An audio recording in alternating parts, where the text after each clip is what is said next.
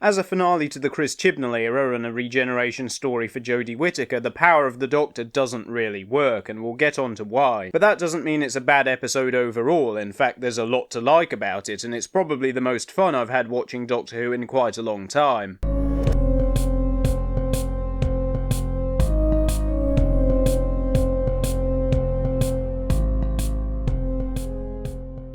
In similar fashion to the Halloween apocalypse, the episode opens on a random action sequence that you could easily cut out entirely without really changing the story. It doesn't bother me a great deal though, since it is a cool set piece, and it probably helps that it has a space train, which is always a winner in my book. I mean, it's basically the whole premise of my favourite novel series, but in terms of actual plot mechanics, it only really serves two functions: to establish that the Cybermen can still regenerate, and to scare Dan into wanting to leave the TARDIS. Now, I don't know exactly what happened here, whether there was some kind of contractual issue that meant John Bishop was only available for certain days of filming, but the decision to dump his character back on Earth in the first act, not to appear again until the very end, is a rather strange one. And as companion departures go, it is pretty underwhelming, as others have pointed out. It wasn't so much of a sticking point for me, since Dan's character is still somewhat undercooked in my view anyway, and consequently I had little reason to be that invested in him leaving. Unfortunately, however, unsatisfying departures are going to become something of a running theme with this episode. While Dan is saying goodbye, we get the appearance of a renegade Dalek who informs the Doctor of a plan to wipe out humanity. And this is fairly typical of Chibnall in that you have an idea that could easily form the basis of a whole episode if fleshed out a bit more. I'd love to know more about how this Dalek came to the conclusion that they had strayed away from the original purpose of preserving the Khaled race, but much like the Doctor being in prison or Time being a sentient being, the script just kind of glosses over it before moving on to the next set piece. So eventually Yaz and the Doctor make their way to UNIT, where they are reunited with Kate Stewart as well as Ace and Tegan. Like many other classic Doctor Who fans, I came into this episode with a degree of trepidation knowing that Sophie Aldred and Janet Fielding would be making a return, and I was fully prepared for Chibnall to just have them be standing around delivering exposition. But Ace and Tegan are actually utilised pretty well in The Power of the Doctor, and they even get some nice poignant emotional moments, but we'll delve into those a little more when we get to discussing the fan service later on. UNIT, as it turns out, are on the trail of the Master, who has been murdering seismologists while disguising himself as Rasputin in 1916 for reasons unknown. Sasha Dhawan has a very similar kind of manic energy to John Sims' portrayal of the Master, and I've been trying to put my finger on why his iteration works so much better for me. I think Council of Geeks hit the nail on the head when she said that with Dhawan it's like he's trying to contain his energy, but he's giddy and he can't help getting carried away, and because of that it feels more authentic, whereas with Sim it comes across as more performative. So having allied himself with the Daleks and the Cybermen, the Master plans to use old Time Lord technology paired with the Cyber Conversion Planet to force regenerate the Doctor into himself, thereby erasing her from existence. It's the kind of bonkers, convoluted scheme that perfectly fits the character and also works on a thematic level, showing us more insight into his apparent self-loathing and complex relationship toward the Doctor and her legacy. Why exactly any of it necessitates him adopting the Rasputin disguise, I'm still not entirely sure, but it did give us that gorgeous set piece of him pelvic thrusting to Boney M, so I'm not complaining. The Master kitted out in a medley of the Doctor's previous outfits is also a wonderfully absurd visual, which brings us neatly into the next subject I want to talk about, which is the fan service and returning characters.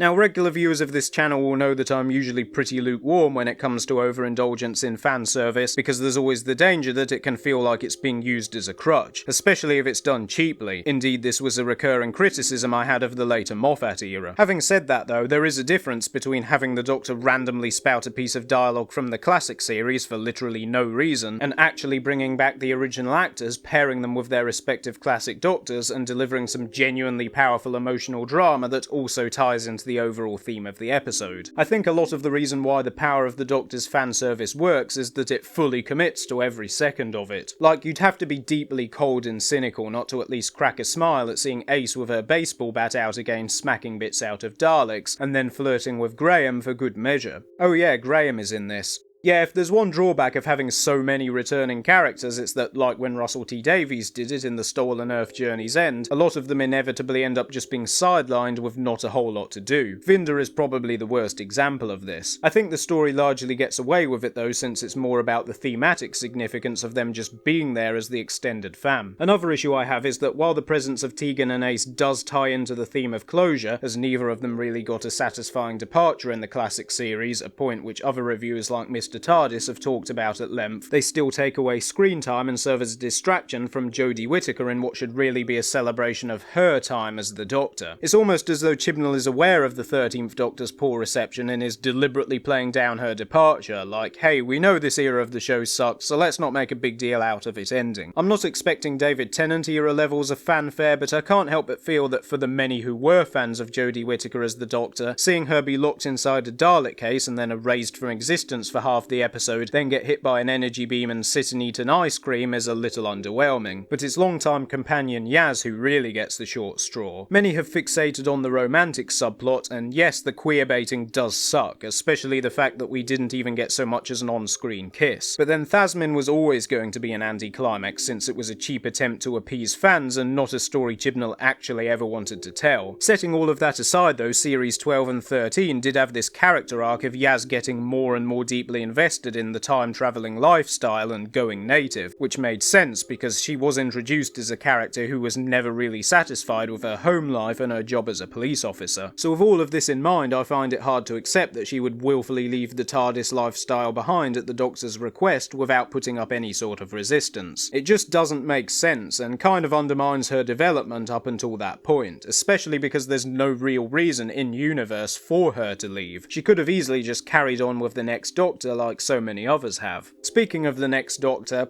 yeah, I can't put off talking about this any longer, can I? I've seen it argued that the show bringing back David Tennant is good because it's what the fans wanted and it shows that they're listening. My counter to that, which may sound harsh, is that listening to fans is usually a terrible idea because fans often lack the critical capacity to understand what it is they really want. Sure, Tennant being the Doctor might seem like a really great idea, but I can assure you that nostalgia will wear off quickly. I appreciate the 10th Doctor as much as anyone else. There's a reason why he became the most popular and universally loved. But that era of the show is finished. It's in the past. Bringing him back for a one-off special I might be on board with, but the fact he's back for multiple episodes and being officially referred to as the 14th Doctor is just no.